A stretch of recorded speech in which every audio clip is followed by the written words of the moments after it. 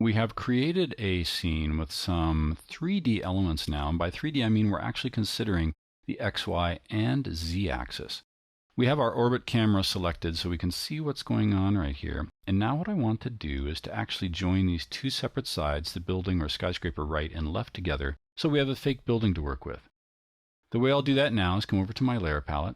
I'll highlight this window. We'll get the dark line around it that lets us know it's active. I'll come up to View, and we will choose Top.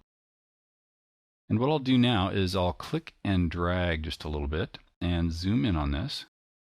And it's looking offset because it is from the dead center of the camera position right here.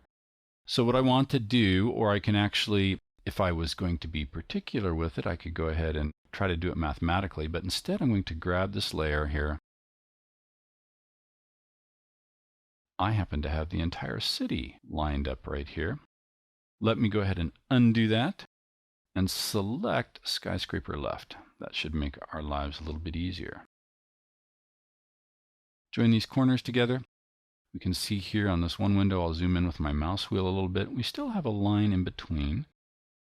So what I'll do is come back with this view and come reset it to camera, which gives me a front view.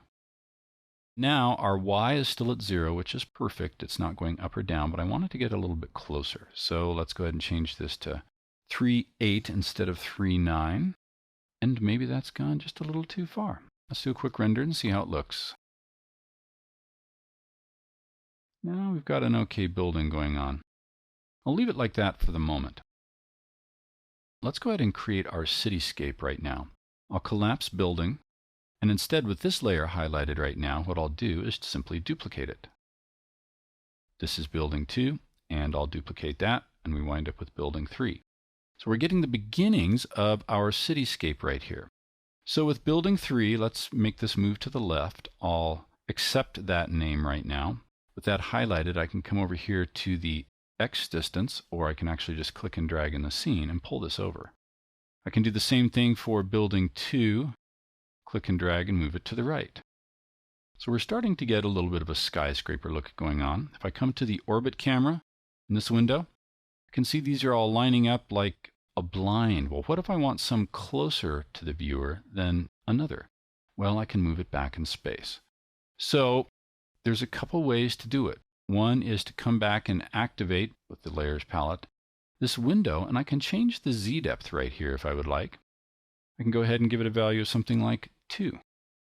And it's come way forward to the camera. That's too far. Let's go ahead and give it a value of something like negative 0.1. Maybe a little bit more, negative 0.5. So this is going back in space.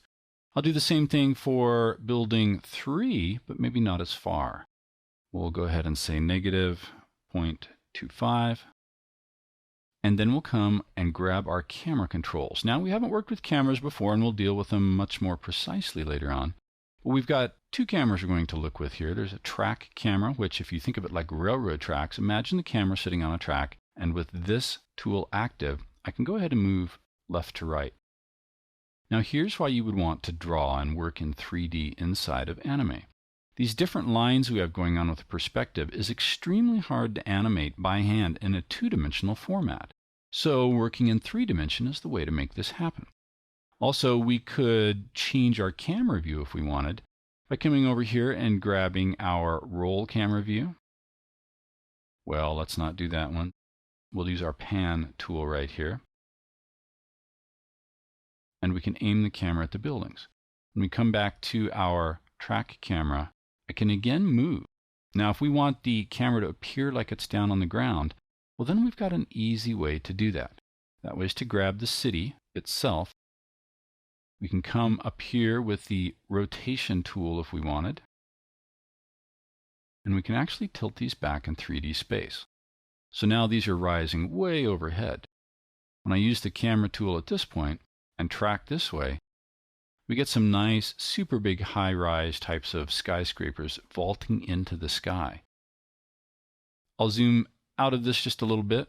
We'll come back to our orbit camera so you can see what's going on. And what I've done is taken all the buildings and simply angled them backwards. The camera hasn't moved at all, as we can see with the camera icon right here.